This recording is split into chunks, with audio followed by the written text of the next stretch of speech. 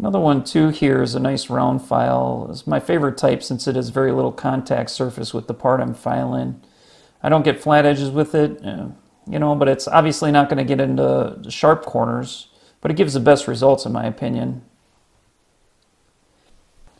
Lastly, after our files, we can come in with a sponge sanding stick.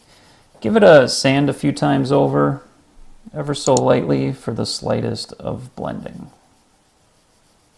All right, and to take a look at the end result of our landing gear, you can see that I do have it painted in Tamiya's gloss white lacquer paint right here, and this is where the ejector pin mark was, and coming in even closer, you can tell that there is absolutely no evidence whatsoever that we had an ejector pin mark right there.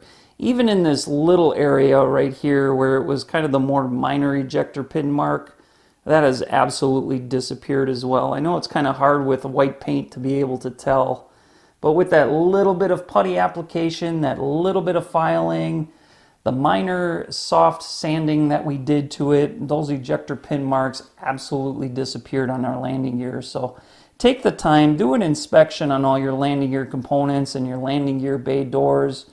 Spend a little extra time addressing the ejector pin marks or any ejector pin marks that are on there.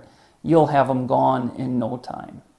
So sadly, that's it for this episode. Stay tuned for episode 5. We're going to address some seam lines here on the airframe. We're going to clean this model up, and then episode 6, we're absolutely going to start this in the paint phase.